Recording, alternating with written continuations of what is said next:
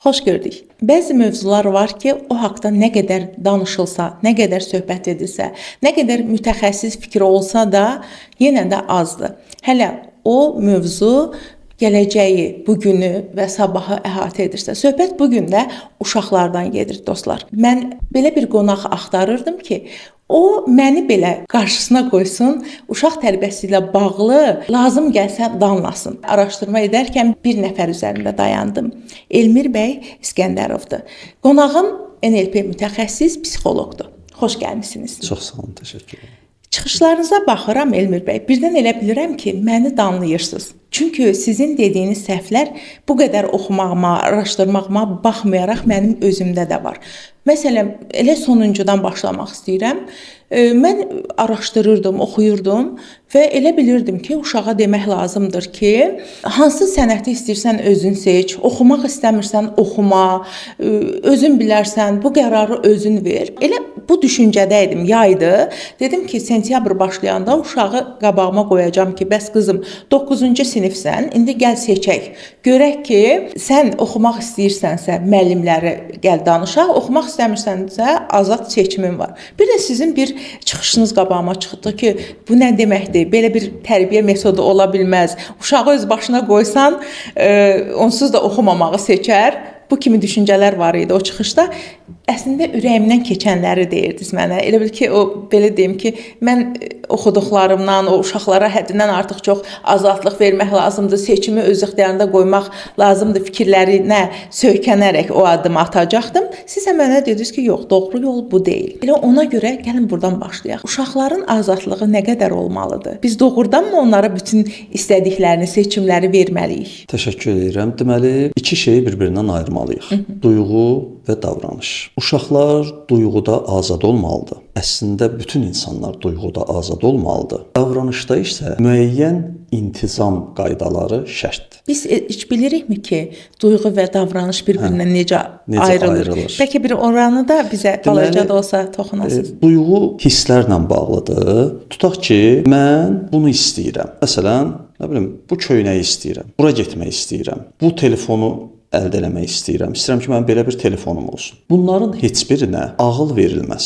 Duyğuya ağıl verilməz. Duyğuya ən yanlış yanaşma metodudur bu. Mən deyirəm ki, mən bunu istəyirəm. Sən deyirsən ki, yox, bizim pulumuz yoxdur. Əşi, bu dəqiqə gedib almadım. Deyirəm, istəyirəm də. İndi onu biraz danışa bilərik. Nə olacaq ki? Yəni belə deyim ki, uşağın o duyğusunu zədələməmək üçün pulumuz olanda alarıq. Gəl pul yığaq, alaq deyə bilərik. Əslində, mən təklif elədiyim üsul daha rahat üsuldur. Belə ki, bir insanın duyğusunu anlamağın ən gözəl yolu o duyğunu ona təkrar edib ifadə etməkdir. Məsələn, mən deyirəm ki, mən bu telefonu istəyirəm. Uşaq deyir ki, mən bu telefonu istəyirəm. Mən ona deyirəm ki, o telefonu istəyirsən. Deyir, kaş mənim filan marka telefonum olardı. Kaş sən filan marka telefonun olardı. Bitdi. Nə olacaq onda? Məsələn, mən bunu etmək istəyərəm. Bu o deməkdir ki, mən səndənəm, mən sənin tərəfindəyəm. Əslində, baxın, ifadə etmir ya, amma bu o deməkdir ki, mən də istəyərəm sənin bu telefonun olsun. Ancaq həyat istək üzərinə qurulmamalıdır. Yəni o bircə cümlə uşağa başa salır ki, mən səninlə eyni tərəfdəyəm.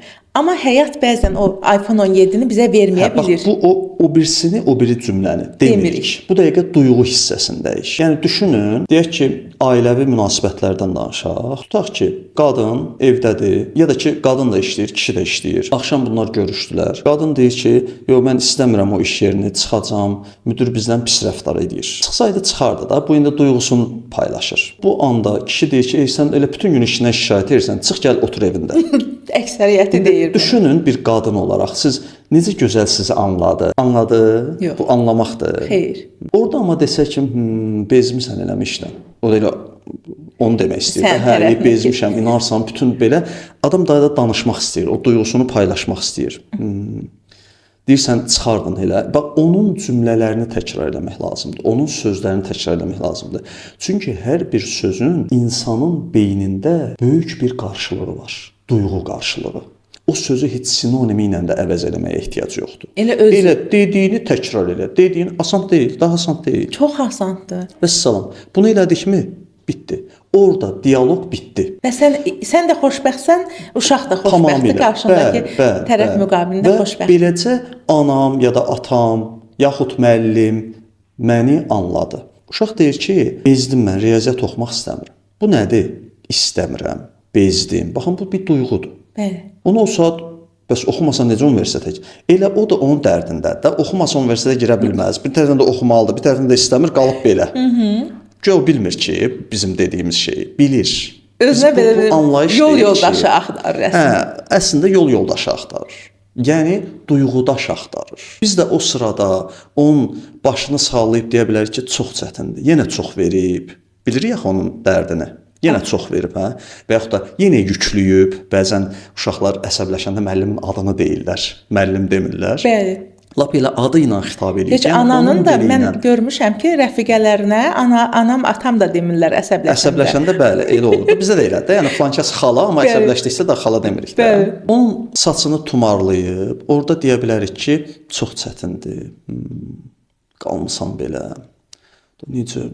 Necə bu qədər verə bilir müəllim tapşırıq? Bir fikirləşmir ki, bu. Bax biraz da biz ondan betər eləyək, biz ondan betər eləyək. Siz nə gözəl danlayırsınız insanları Elmir bəy. Bax məsələn mən bu dəqiqə özümü danlamış hesab edirəm.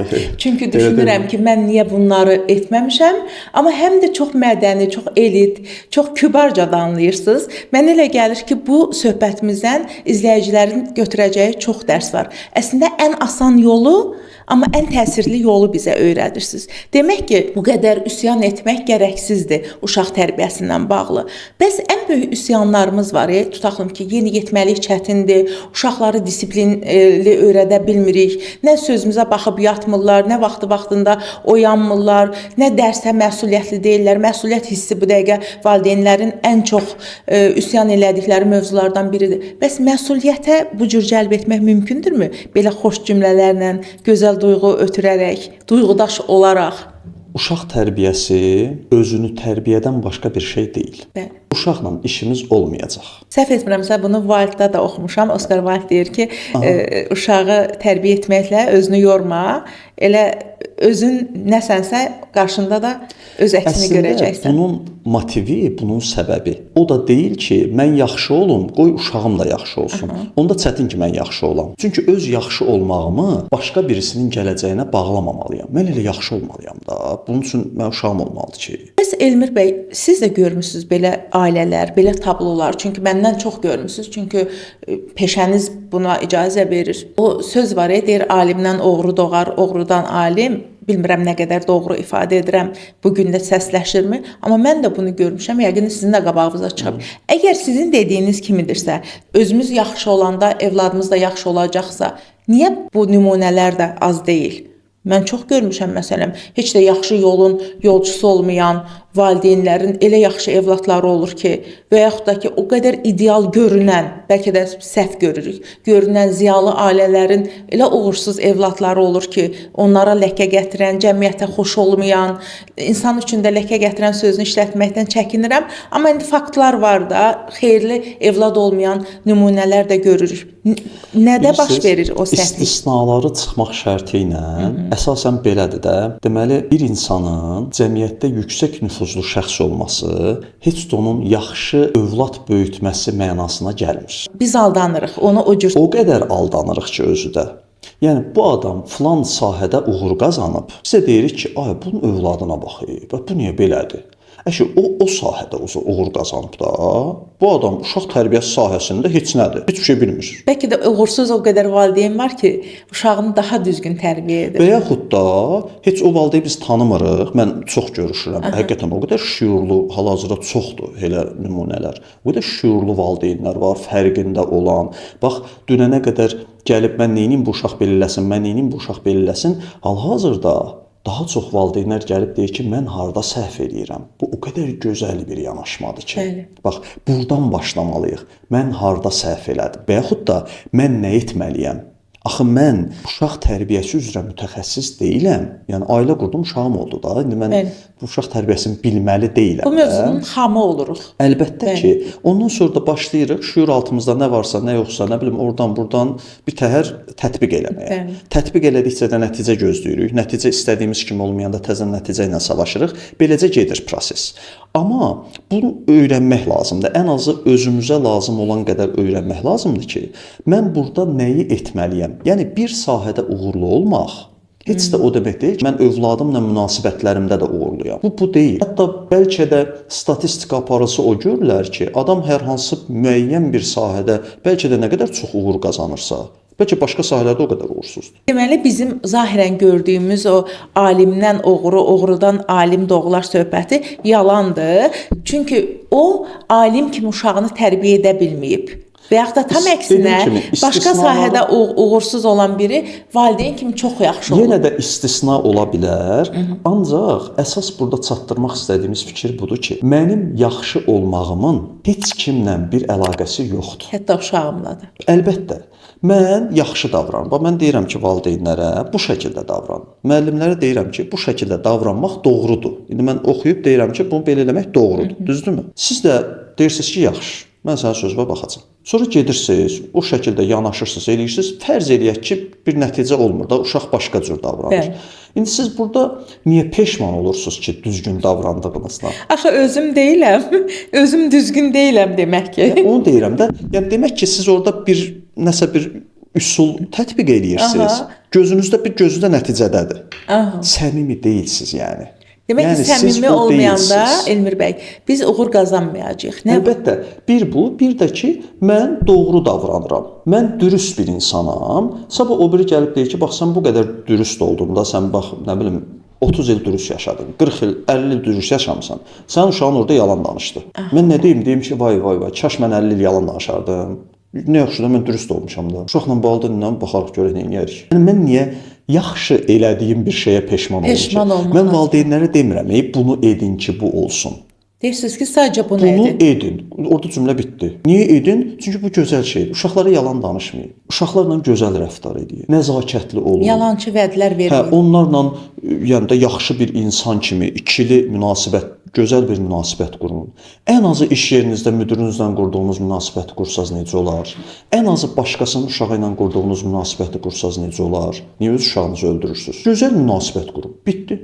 Mən səndən gözəl danışıram. Sən məndən gözəl danışmırsan. Bu məsuliyyəti məndə deyil artıq. Mən səndən gözəl danışdım. Əgər sənin rəftarın mənim rəftarımı dəyişdirəcəksə, onda mənim xarakterim nədir? Sənə bağlıyam da. Yaxşı davranırsan, yaxşı davranıram. Pis davranırsan, pis davranıram. Sənə nə edirsə, sən də onu elə. Onda mənim xarakterim harda qaldı? Demək ki, süni olan hər şey müvəqqəti olur və o müvəqqətilik də bizi bezdirir. Yenə də ortada bir nəticə olmayacaq. Bir gözü nəticədə olan hərəkət əsasən səmimi deyil və ehtimal ki, nəticə verməyəcək. Bəli. Elmir bəy, bu sözümə görə məni belə deyim ki, linç eləmişdilər. Demişdim ki, Azərbaycan qadını azadlığı səhv başa düşdü. Ümid edirəm ki, növbəti cümləm üçün də məni daşqalaq etməyəcəklər. Mənə elə gəlir ki, uşaq tərbiyəsindəki azadlığı da səhv başa düşmüşük. Çünki bir dönəm biz belə bir ailələrdən çıxmışıq ki, nə eşitmişdik? Qızını döyməyən dizini döyər və yaxud da ki, öncədən belə bir məsələlərlə böyümüşük ki, səhəngi qırmadan uşağı vur ki, sonra onsuz da səhəng qırılandan sonra xeyri yoxdur və s.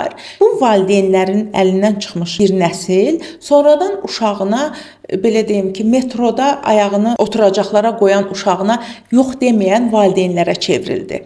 Ya iki qütbdədir bugün Azərbaycanda valideynlər, ya hələ də ənənəvi üsula sadiqdir. Uşağını döyür, çimdikləyir, göz ağardır. Məsələn, çox rahat başqasının yanında uşağının şəxsiyyətini alçaldır. Onsuz da bu bibisinə oxşayıb, xalasına oxşayır cümlələrlə istifadə edir. Və yaxud da ki, mənim belə deyim ki, 15 yaşında oğluna hələ də yemək yedizdirib, 13 yaşında qızına prinsesim deyən bir valideyn forması var. İki qütbdəyik. Orta, qızıl ortada yoxuq. O qızıl orta harda başlayır? Nədir o qızıl orta? Necə edək ki, nə ənənədən qopmayaq, nə də ki o hala gəlməyək. Amma düzgün bir nəticə əldə eləyək. Vaxta qədər ki, bilmədiyimiz işlə bilir kimi məşğul olacağıq, səhv edəcəyik və heç bir uğurlu nəticə əldə edə bilməyəcəyik. Bu bütün işlər üçün belədir. Bax, mən qabağıma bir neçə ərzaq qoysam, tərəvəzlər. Başlayıram yemək bişirməyə, amma yemək bişirə bilmirəm. Amma bişirməliyəm. Necə edeyim? Oradan bunu götürəcəm, buradan bunu götürəcəm.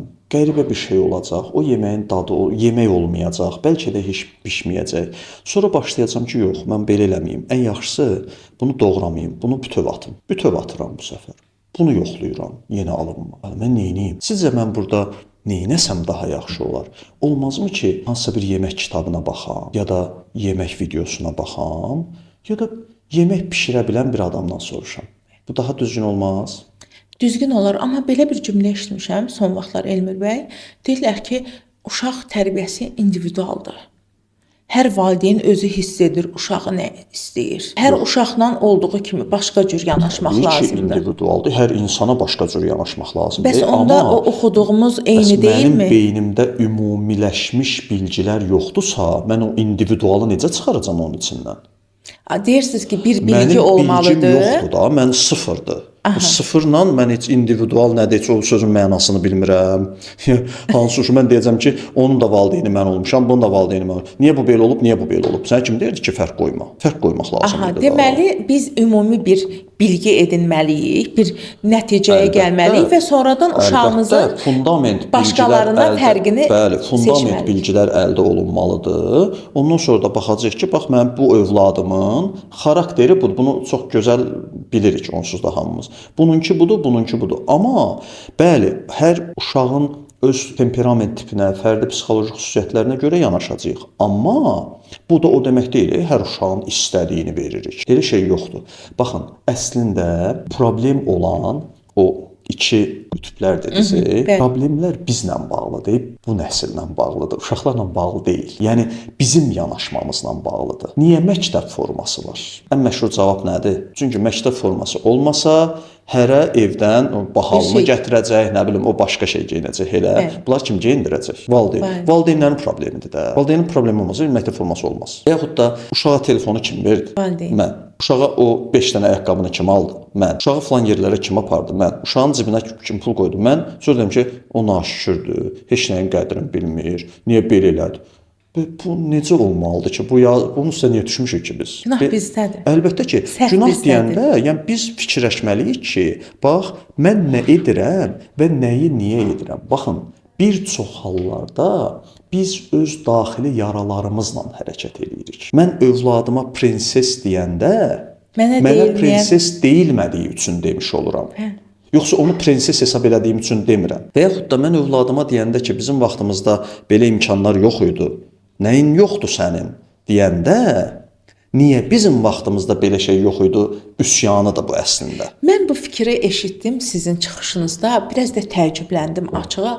Çünki xatırlayıram ki, nə vaxtsa belə bir monoqrafiya oxumuşdum. Orada yazılırdı ki, uşaqların ən birinci rəqibi valideynləri və öz ailə üzvləridir. Yəni insanın daha doğrusu ən birinci rəqibi valideynləridir, qardaş-bacılarıdır, sonra evladlarıdır. Hətta bununla bağlı tarixi faktlar da gətirilmişdi. Biraz mənə ətirpədən gəlmişdi ki, bu nə danışır, belə şey ola bilərmi ki, ana qızının paxıllığını çəkir. Hətta orada belə nümunələr də var idi tarixdən və yaxud da bu gündən.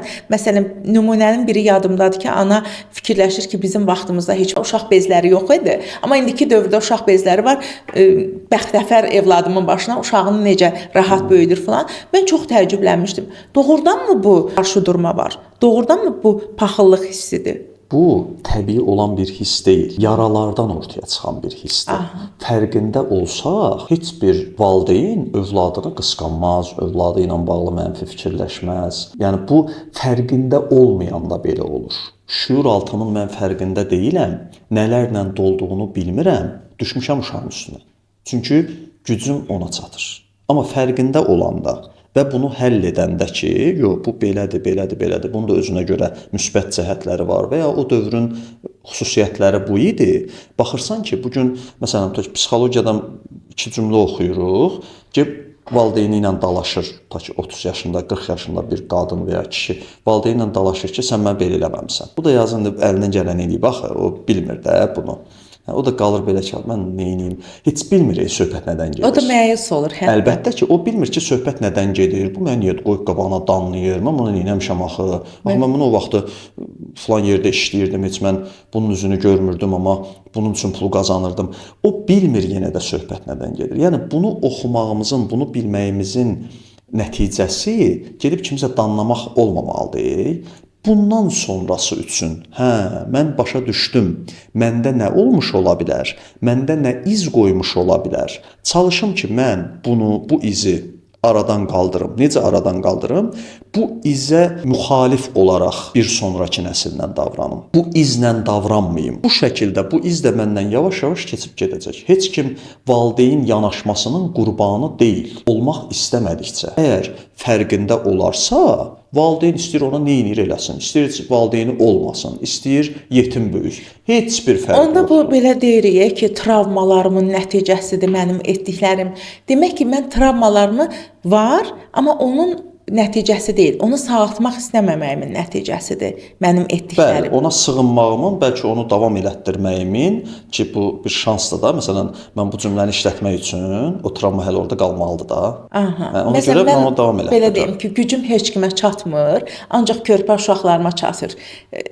Ərim məni hirsləndirəndə onu döyürəm, qaynanama hirsləndirəndə deyirəm ki, bibisinə oxşamış falan. Bunlar əslində travma deyil, xarakter zəifliyimdir. Amma travmaya sığınıram ki, məni də belə böyüdüblər. Nə olub ki? Fərqində olduğumuz travma bizə zərər verə bilməz. Mən bilirəmsə ki, mənim buram qanıyıb, gözləmərəm də ki, qan axsın. Nəsə eləyərəm də ora, düzdür? Bəli. Nəsə eləmirəmsə, deməli mən ya ölmək istəyirəm, ya kiməsə nəyisə sübut eləmək istəyirəm. Nəsə başqa bir fikrim var orada mənim, düzdürmü? Bəli. Deməli, ya bu qandır, bunun burasını bağla, nə bilim düzəlt, sonra da qan kəssin. Yoxsa bu düzgün deyil axı, mənim travmalarım var. Soruşuruq, hansılardır? Heç bilmir. Bəlkə də bilmir. Bilirsə, bəs sonra nə gözəl, get həll elə. Bilmirsə, öyrən və həll elə. Bu arada bunu deyim. Əlbəttə ki, müəyyən mənada travması olmayan çox az olar, yəni bəlkə də olmaz. Çünki bilmirəm də mən şüuraltı olaraq uşaqlıq nəyi travma olaraq saxlayıb. Bilirsiniz də, heç bir hadisə travma deyil. Travma bizim o hadisəyə verdiyimiz mənadır. Mən axı bilmirəm uşaqlıqda hansı hadisəyə hansı mənanı vermişəm. Bəlkə də valideynlərimiz ideal olublar, amma hansısa bir qaranlıq, şimşək bizi qorxudub və biz əlbəttə və ya bir qonşu və ya dediyiniz kimi hər hansı bir fərqli vasitələrdən məndə hər hansı bir şey qalmış ola bilər. Mən bunun fərqinə varım. Vəssalam, ona görə davranım. Baxın, heç bir davranış problemini uşaqlarda demirəm, amma böyüklər üçün deyirəm. Heç bir davranış problemini mən özümdə travma ilə əlaqələndirib işin içindən çıxa bilmərəm. Onda get adam öldür, denən ki, mənim travmam var idi, atam da öldürmüşdü. Niyə indi sizin nəsliniz insanlar qıracaq, elə şey olmur axı. Bunun nə hüquqi cəhətdən, nə mənəvi cəhətdən, nə psixoloji cəhət, heç bir cəhətdən bunu bir yerə qoya bilmərik. Ona görə də davranış, madam bu davranış belə elədir, insan özünün fərqinə varmalıdır ki, mən niyə bugün bu şəkildə də biz işləyirik. Çox yaxşıdır ki, insanlar artıq şuurlu səviyyələri artdıqca, yəni o fərqindəlikləri artdıqca müraciət edirlər. Elmir bəy, duyğu hissəsindən danışdıq. Deyirsiniz ki, biz uşaqlarımızın duyğusuna yox deməli deyilik, əksinə onların yanında olmalıyıq. Bir də var bunun digər tərəfi, hansı ki onları nizam-intizama sövq etməliyik. Burada necə edək ki, səhv etmək, o nizam-intizam tələbimiz onlara diktəyə çevrilməsin, despot valideynlərə çevrilməyək. Necə davranaq? Əvvəla bunu bilək ki, bütün uşaqların körpəlikdən etibarən daxilində bir intizam proqramlaşdırılması var. Bu intizam onların daxilindən gəlir. Bütün uşaqlar intizamdan ötürü ölürlər. Necə maraqlı cümlə, bəs biz əksini bilirik. Məsələn, mən oxuduqlarımda, eşitdiklərimdə bilirsiniz ki, maşallah 3 aylıq kurs keçib nə qədər psixoloqlarınız var. Deyirlər ki, uşaq intizam sevmir, uşaq onsuz da intizama tabe olan deyil. Siz tam əksini deyirsiniz. Bəli. Bunu nədən bilə bilərik? Nümunə. Tutaq ki, fikir verin, uşaq hansısa bir əşyanı qoydunuz bura. Onun xoşladığı oyuncaq buradadır. Bu oradan götürdü. Ola bilər qaytarıb ora qoymasın. Amma yenidən gəlib onu orada axtarır. Bu nəyi göstərir? Demək ki, o intizam. Bunun yeri buradır. Bu nədir? İntizamdır da. Amma sən bir dəfə bunu bura qoyursan, bir dəfə ora qoyursan. Nə bilim, bir dəfə səhər yeyirsən, bir dəfə yemirsən, bir dəfə bu falan vaxtı durursan, bir dəfə durmursan və yaxud da 3 yaşı var uşağın, 4 yaşı var uşağın, hətta 2 yaşı var uşağın. Bu uşağın yatmaq vaxtı nə vaxtı? Bir vaxtı var da, bioloji saat var. Fərz eləyək ki, saat 9. Sən onu toya aparırsan həmin saat. Sən onu toya apardın və yaxud da sən bir yerə getdin, sən əylənirsən. Axı görürsüz, yenə böyüklərlə bağlı məsələdir də. Biz getdik qonaqlığa. Bu gün də 6-cı gündür, sabah da bazardır. O fırlarıq da orada. O uşaq o 2 yaşında, 3 yaşında, bu gün 6-dır, sabah bazardır, sabah belə şey yoxdur orada. Bax, pozduqmu? Bəli. Necə birinci gündən təzədən düzəlt. Və yaxud da bax qabağı yaya gedir. Ən çox müraciət aldığımız bəlkə də sentyabr, oktyabr aylarıdır. Çünki yayda pozuldu, ala düzəlt. Belə bir şeydir. Niyə? Yayda getdi, 2 ay əmisi oğlu ilə belə söyüş öyrəndi, filan kəsdən bunu öyrəndi. Burada belə pozuldu, orada telefondan bütün günü yatdı. Baxın, nə oldu? İntizam pozuldu. İnsan beyni də belə işləyir. Ən yanlış edilən şeylərdən biri iş adamlarının bazar günü səhər yatmasıdır ya da 6-cı gün səhər yatmasıdır. Həftənin bir gününü gözləməkdir ki, səhər onu yatım. O zaman həftə boyu yorğun olur. Təzədən çünki proqram bir cürdür. O proqrama sən bioloji saatı öyrəşdirdin. Sən bazar gündə səhər dur. Əslində insan bədəni intizama uyğundur. Uşaq da ən başda gəlir bunda. Yəni o qoyduğu yerdə tapmayanda hirslənir, aqressivləşir. Onsa doğulandan bu uşaq intizamlıdır. Sadəcə olaraq bizim evin, bizim ailənin, atanın, ananın, varsa böyüklərin, nənə babaların və varsa özündən böyük uşağın ki, o da bizlə böyüyübsə, yəqin ki, onun da bir intizamı olacaq. Bir intizamı varmı? Televizor açıqdır. Niyə? Məsələn, bu bir intizam daxilindəmi açıqdır? Yoxsa elə səsi gəlir. Bu intizamdır. Əlbəttə ki, ara sıra, yəni fərqli durumlar ola bilər, başqa şeylər olur. Mən istisnalardan danışmıram. Ümumilikdə danışıram ki, bizdə bir intizam var. Ailə intizamdadır. Bunun içində böyüyən uşağa ayağını belə qoy, əlini bura uzatma, nə bilim, başını belə tut, dodağı bu tərəfə tərpət deməyə ehtiyac yoxdur. O onsuz da onun içində böyüyür. O kənara çıxanda şok olur. Şok effekti. Belə baxır, belə ki, burada niyə belədir ki, buna niyə telefona baxır? Başqa bir yerə gedəndə. Xüsusilə əsas vacib olan o şüur altının formalaşdığı vaxtlardır. Məsələn, ən çox 5-6 yaşlarına qədər, bəlkə biraz 7-8 yaşlarına qədər. Ondan sonra artıq daha belə güclənmiş bir formada o cəmiyyətə çıxır. 5-6 yaşa qədər biz ən çox etdiyimiz səhv nədir? Onları belə deyim, göz ardı etmək, uşaqdır, nə qanır, nə başa düşür deməyimiz, yoxsa belə deyim ki, həddindən çox, yəni siz də görürsünüz ki, 5-6 yaşında uşağı var, onu həm şahmata aparır, həm üzgüçlüyə aparır, həm rəqsə aparır. Hansı daha qorxuludur Elmir bəy? Həddindən çox uşaq yanaşmağımız, yoxsa həddindən çox ondan gələcək dahi düzəltmək istəyimiz? Əslində ikisi də eyni şeydir. Əslində biz uşaqdan tərəf yanaşmırıq heç vaxt. Yenə özümüzü düşünürük. O uşaq şahmatda uğur qazananda, ən çox mən sevinirəm. Mənim çəkdim, mən eləmişəm. Nə bilim, hər hansı bir şeydir, yəni uğur qazananda mənlikdir. Mənim statuslarım ortadadır. Düzdürmü?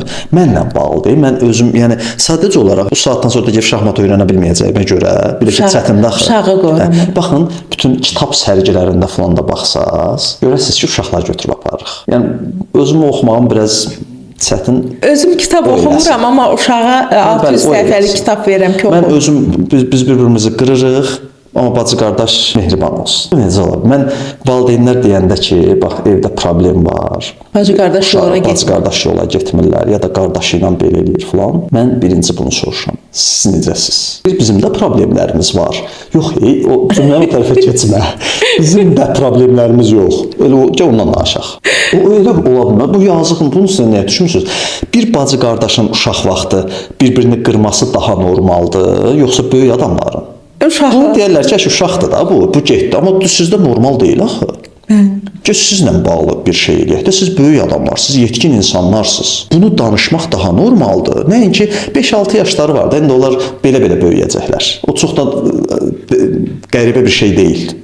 Madəm ki, ora toxunduq Elmir bəy, təəssüf ki, düzdür, keçən dəfə Mələk xanımla danışdım. Mələk xanım dedi ki, mən natamam ailə sözünü sevmirəm, funksional və disfunksional ailələr sözünü sevmirəm, amma bilmirəm, hələ də ki, mən boşanmış ailələrə natamam deməyin deyə bilirəm, belə adlandıra bilirəm. Bəlkə də psixoloq deyiləm, bəlkə də insan düşüncəsini o qədər analiz edə bilmirəm.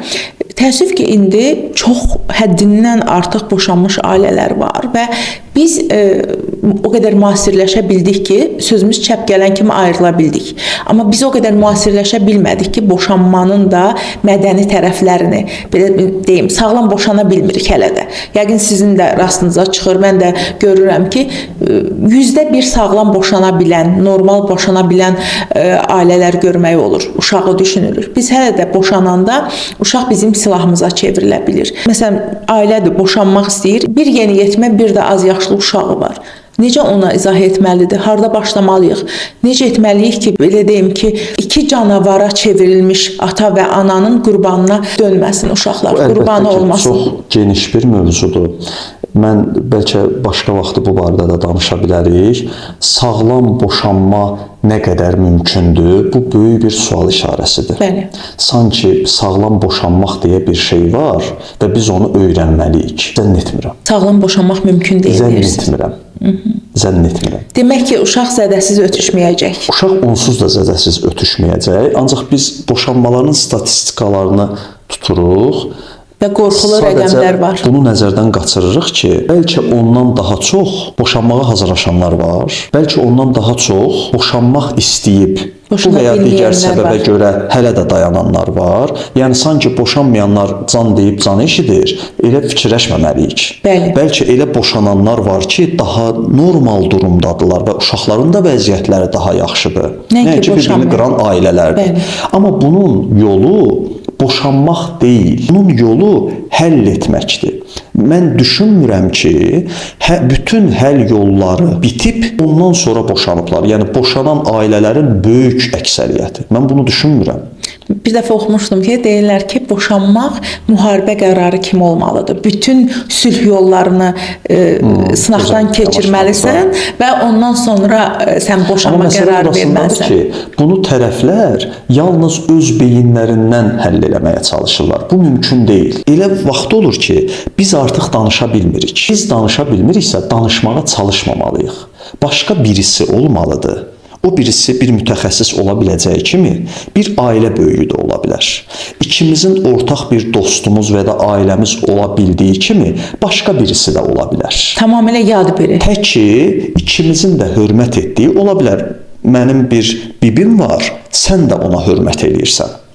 Sən bilirsən ki, o obyektiv yanaşacaq. Hətta çox vaxt sənin tərəfində olur. Əgər sən də razısansa, o bibimin yanına gedək.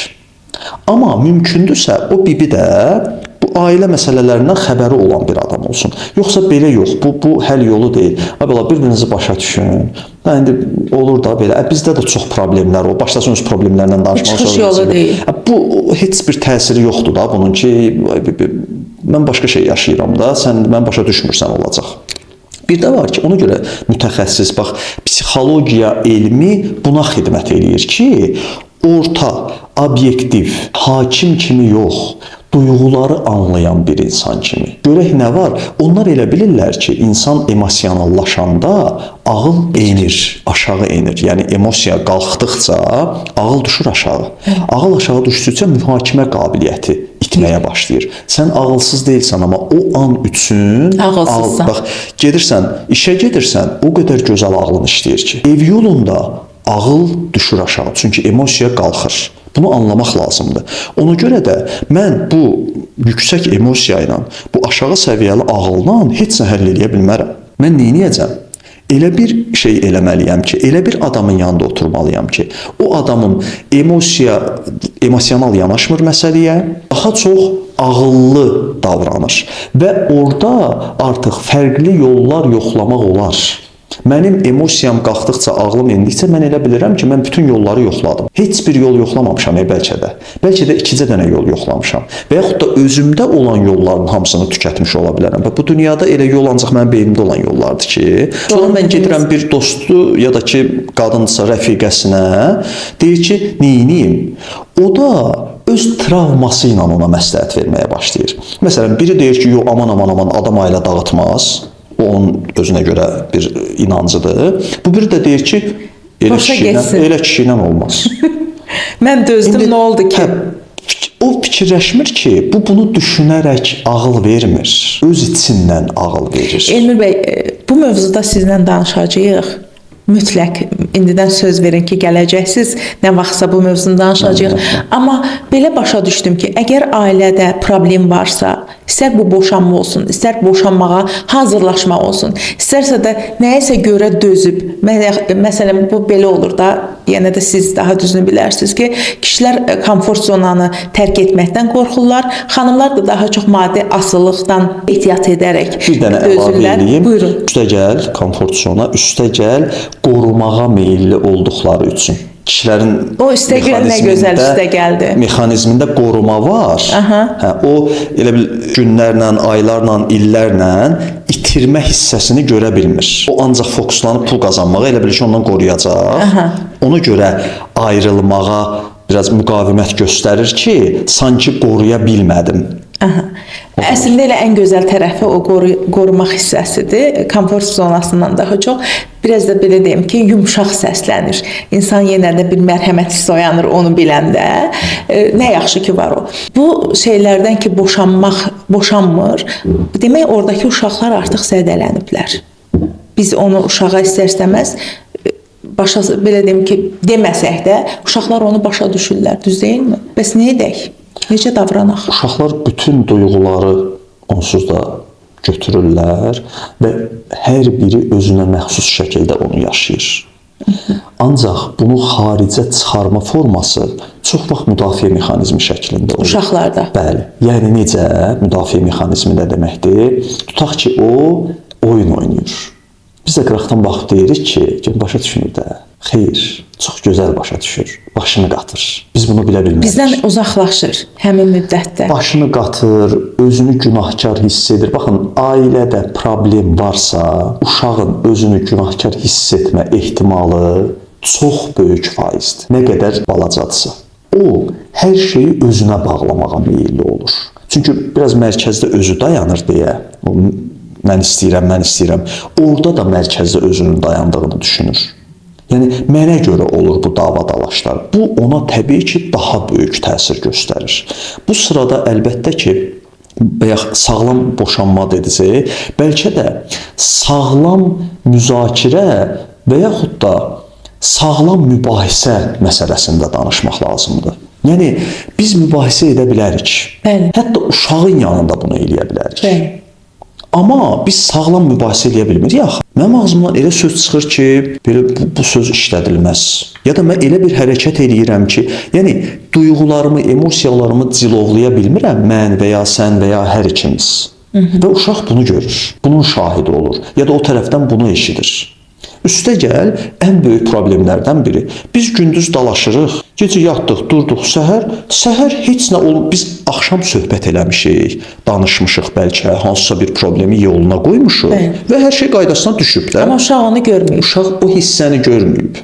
Bu necə oldu? Bu səhər durdular, normaldır. Görün axşam nə yaşanacaq, görün səhər nə olacaq. Uşaqda qorxu yaranır. Bir qeyri-müəyyənlik içərisində yaşayır. Xüsusilə də, məsələn, boşanım yoxsa boşanmayım. Bu dilemmada qalan ailələrdə uşaq hər zaman bir sonraki plandadır.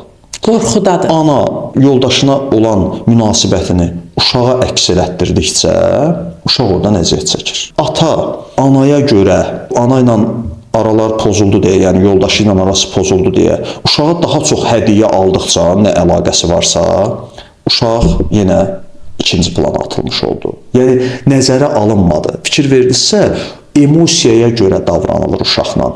Düzgün və ya yanlışa görə yox. Uşaq da başa düşmür bunu. Qalxdıqca ağıl düşür. Uşaq da qalır intizamsız, heç bir şeysiz, nə onun bir sevgisi, gah sevgi, Gah da qayğı, gah laqeyd. da laqeydlik, etinasızlıq, saymazlıq və ya təhqir, tənqid və s.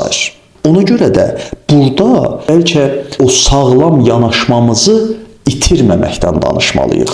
Mənim onunla problemim varsa, ona bir dəxli olmaz. Elmir bəy, deyirsiniz ki, sağlam boşanma anlayışı yoxdur. Sadəcə olaraq hadisələrə yanaşma və yaxud da ki, uşağımıza bunu sağlam sirayət etdirmə var. İndi sağlam boşanma anlayışı yoxdur, bəlkə bir qədər Kəskindir. kəskin səslənə bilər. Amma Mən həqiqətdir bunu də. demək istəyirəm ki, bununla məşğul olmayaq da. Bununla məşğul olduqca Yorular. qadın gedir, indi psixologiya deyir ki, sağlam boşanmağı öyrənək, sağlam boşanmağı yox, sağlam evlənməyi öyrənək də. Bəli. Qadın gedəcək yoldaşına deyəcək ki, biz sağlam boşanmağı öyrənmək. Güya yoldaşı ona deyir, oldu əzizim, gedək sağlam boşanmanı öyrənək. Ya biz onsuz da bir-birimizi qırırıq da. Bu utopiyadır, amma belə deyək ki, bütün hallarda real deyil də, yəni başa danışa düşdüm. bilərik, amma vallahi real deyil. Başa düşdüm. Əslində həqiqəti demək daha yaxşıdır ki, sağlam boşanma yoxdur, amma çıxış yolu var ki, uşaqlarınızı zədələmədən boşanın və yaxud da ki, mübahisə edin. Heç özünüzü də zədələmədən. Özünüzü də zədələmədən. İnşallah ki, Ola bilər mümkün. bizim münasibətlərimiz yaxşı deyil. Bu həddə gəldi, çatdı. Amma çox da zərər artıq zərər verməyə başlayırıq. Bu məsələni başqa formada həll etmək olur. Elmir bəy, çox söhbət etmək istəyirəm sizlə. Gəlin bundan soruşaq. Uşaqlarla hansı yaşdan müzakirə və mübahisə etməliyik? Yəni uşaqlar mənə elə gəlir ki, hər şeyi ailədə öyrənməlidir. Elə mübahisəni də, müzakirə etməyi də, belə deyim ki, empatiya qurmağı da və s. və ilaxır. Hansı yaşdan uşaqla müzakirə edək, mübahisə edək? Necə quraq bu metodu? Deməli, hansı yaşdan deyəndə hər bir yaşa görə, o yaşın xüsusiyyətlərinə görə, o yaşın daha çox qavrama formasına görə, yəni tutaq ki, konkret anlayışdır, mücərrəd anlayışdır və s. o yaşın xüsusiyyətinə görə uşaqla ünsiyyət qurmaqdan danışa bilərik. Aha. Seçim verəcəyik, düzdürmü? Bəli. Hansı yaşda nəyin seçimi verilər? Biz bunları bilməliyik. 10 yaşında bir uşaq ad günü etmək istəyir, 10 nəfər dostunu çağırmaq istəyir və sən buna uyğun görmürsən. Deyirsən ki, biz ailəmizlə bunu qeyd edəcəyik. Bunu müzakirə etmək lazımdır. Biraz da mübahisəyə çevriləcək. Çünki artıq uşağın 10 yaşı var. Necə davranaq? Uşağa aid olan məsələlərdə biz mübahisə etməməliyik də. 10 Seçim yaşı var. onların. Əlbəttə ki, mənim 10 yaşım olur. Mən bu 10 yaşımı bu şəkildə qeyd eləmək istəyirəm. Müdaxilə yersizdir. Əgər yanlış bir şey istəmirəmsə, mən demirəmsə ki, gedib uşaqlarla bir həftə falan yerdə qalacam 10 yaşında. Bu, yəni yanlışdır, doğru hesab etmirəm də. Mən öz yoldaşlarımla qeyd eləmək, baş üstə. Sən bu gün öz yoldaşlarla qeyd elə, ya da günorta yoldaşlarla qeyd elə, axşam biz qeyd eləyərik, ya bu gün yoldaşlarla qeyd elə, sabah da biz qeyd eləyərik, ya bir gün qabaq biz qeyd eləyərik. Bu ona aid olan bir məsələdirsə. Yəni belə deyirsiniz ki, uşaqların seçiminlə bağlı heç bir şeydə sən haqlı ola bilməzsən. Ona aiddirsə və yalnız ona təsir edən bir şeydirsə, burada seçim vermək gözəl olar. Mübahisə yersiz. Tutaq ki, bəzi məsələlər var. Mübahisə, bu arada bunu deyim, heç bir halda tövsiyə olunmur. Heç bir yaşda, heç bir halda, hətta mümkünsə heç bir insanla. O mübahisənin mənası yoxdur. Gördük ki, mən uşağa bunu dedim. Dedim ki, köynək məncə sənə daha yaxşı yaraşır. O dedi ki, yox, mən bu köynəyi istəyirəm. Bir dəfə də deyərəm uzaqbaşı ki, məncə bu daha yaraşar. O da dedi ki, yox, mən bunu istəyirəm. Köynək onundur, o geyinəcək, o cəmiyyətə çıxacaq. O zaman, baxın, bunu bir davaya çevirməmək lazımdır. Bir haqlılıq davasına çevirməmək. Mübahisə haqlı çıxma davasıdır. Buna ehtiyac yoxdur. Nəticədə mənim məqsədim haqlı çıxmaqdırmı, yoxsa doğrunu tapmaqdırmı? Mən doğru davranaramsa, mənim orada işim bitər, girişdə dediyimiz kimi. Yəni siz doğru bildiyinizi deyirsiniz ki, bu qara köynək sənə daha yaxşı yaraşacaq və missiyanı bitirirsən. Bəli. Bunu da deyim ki, uşaqlarla məsləhətləşiləcək məsələlər var. Məsləhətləşilməyəcək məsələlər var. Məsələn. Tutaq ki, bir qadın ayrılmaq istəyir, boşanmaq istəyir. Bunu 15 yaşındakı qızı ilə məsləhətləşir. Bu olmaz. Bu yol verilməzdir. Çünki haqqında danışdığınız insan onun atasıdır. Necə bir adam olur olsun, heç bir fərqi yoxdur. Ona heç kim atasının pis bir adam olmasını istəməz. Onun atasıdır. Onun o kişiyə bəslədiyi duyğularla o qadının o kişiyə bəslədiyi duyğuların mahiyyəti eyni deyil. Hətta bəzən uşaq gəlir deyir ki, ana boşan da bəsdir da. Yəni əziyyət çəkirsən falan belə. Ananın yəni o duyğuları ona təsir edir, yaşadıkları demirəm. Dedikləri və duyğuları təsir edir və deyir ki, daha boşan. O ona təzyiq göstərir. O sırada demək lazım ki, qızım, bəlkə məni düşünürsən, bilmirəm nə düşünürsən, amma xahiş edirəm, mən öz qərarımı verəcək qədər yetkin bir insanam. Sən narahat olma. Mən boşanmaq istəyəndə boşanacağam olsa. Ayrıca da bir də elə bilərsən boşanmaq istəyirəm, boşana bilmirəm. Xeyr, mən yəni narahat olma. Aciz deyiləm. İstədiyimi edə bilərəm.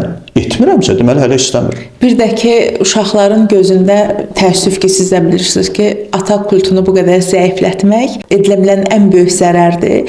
Çünki mən bilmirəm, bəlkə də səhv düşünürəm. Şəxsən öz adıma deyə bilərəm ki, mən həmişə atamın gücündən ilhamlanmışam. Mənə elə gəlir ki, uşaqlar daha çox, bəlkə də uzun əsrlərin keçdiyi yoldur, bizim genetikamıza təsiridir, bilmirəm nədirsə. Biz düşünürəm ki, ata gücünə daha arxain olan insanlarıq. Biz bugün atanı bu qədər zəiflətməklə onlara sadəcə zərər verə bilərik. Onları gözündən salmaqla. Çünki atalar evladlarının qəhrəmanıdır, ilk qəhrəmanıdır və tam əksini də deyim, bir tərəfli çıxış olmasın. Bəzən atalar da bunu edirlər. Anan bacarıqsızdır, sənin anan bunu nə biləcək, gəl gedək xalandan, bibindən soruşaq cümlələrini qururlar. Uşaqları qorumaq çox çətindir. 3 cümlə, 5 cümlə desək ki, onları qorumaq üçün nələr edək sonda? Uşaqları qorumaq üçün nələr edək? Zərərli vərdişlər, cəmiyyətdə rast gələ biləcəkləri, tutaq ki, zərərli davranışlar və yaxud da onların özlərinə yönələ biləcək davranışlar. Bütün bunlardan uşaqları qorumaq istəyiriksə, biz körpəlikdən etibarən onlarda müəyyən bir dəyər sisteminin formalaşmasına çalışmalıyıq. İnsanı qoruyan, onun daxili inanc və dəyərlərindən başqa bir şey deyil. Heç bir xarici amil insanı qorumağa yetərli olmur. Onun daxilində elə bir dəyər, elə bir inanc sistemi olacaq ki, o ona görə dürüst olacaq. O ona görə gedib kimsəni aldatmayacaq. Biz uşağa deyəndə ki, səni vuranı səndə vur. Biz ona dəyər aşılamamış oluruq. Bəli. Biz onu reaktiv böyütmüş oluruq. Yəni, reaksiya göstər. Yəni, sən heç bir dəyərin yoxdur, qarşındakına uyğun. Ona bax, o neynəsə ona görə. Səni sevməyəni sən sevmə. Sənə dəyər verməyənə dəyər vermə. Bunlar hamısı bu arada mücərrəd anlayışlardır. Heç bilmir sevgi nədir, dəyər nədir, o da ayrı məsələ. Bununla dedikcə, yəni qarşı tərəfə bax, ona görə davran. Sən bunu paylaşdın, bunu neçə nəfər bəyəndi. O qədər dəyərlidir bu paylaşdığın bilgi. Yoxsa o bilgi özündə dəyərli deyil ki. Baxır nə qədər adam bəyəndi də. Və belə böyüdəriksə, bu uşağın gözü davamlı başqa yerlərdə olarsa, bu dəfə biri ona qarşı nalayiq bir ifadə işlədəndə, o öz dəyərindən çıxış eləyə bilməyəcək. Olsa emosiyalarla çıxış eləyə biləcək. Gücü çatırsa döyəcək, gücü çatmırsa küsəcək. Yəni, ya aqressiv davranacaq, ya depressiv davranacaq. Bunun ikisi də yanlışdır və səhvdir və yaxşı davranış deyil də. Amma o öz daxili dəyərindən yola çıxaraq daha müdrik bir formada ona qarşılıq verə bilər. Məsələn, nalayiq söz işlətdi, o sadəcə belə baxa bilər ki, bunun ailə tərbiyəsi həqiqətən çox maraqlıdır. Amma mən o sözü işlədə bilmərəm. O sözü işlətməməklə güc qazanır. Güc davada deyil. Güc haqlı olmaqda deyil. Ən çox güc çox vaxt susmaqdadır. Çünki o susmanın altında çox şeylər var. İnsan əmin olmadığı bir məsələ ilə bağlı mübarizə aparır. Mən bir şeydən əminəmsə, heç kim onun əksini mənə sübut eləyə bilməyəcək. Və mənim də onun elə olduğunu sübut eləmə məcburiyyətim olmayacaq. Nə qədər əminəmsə, o mövzuda o qədər az danışıram. Bilmirəm nə qədər əminəm, amma tək bildiyim odur ki, bugünkü söhbətdən öyrənəcəyimiz çox şey var. Uşaq tərbiyəsi, uşaqlarla bağlı mövzular mənə elə gəlir ki, hələ də öz həllini tapmayıb və hələ də böyük işlər görülməlidir.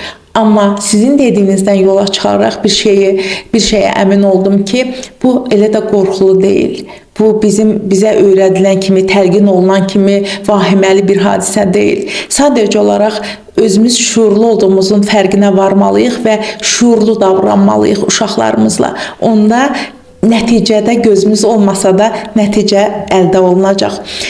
Sağlam cəmiyyətdə, sağlam insanlar arasında uşaqlarımızın böyüməyini diləyirəm. Tək arzum odur ki, onlar gələcəyin canavarlarına yox, şuurlu insanlarına çevrilsinlər. Çox sağ olun gəldiyinizə görə. Təşəkkür edirəm.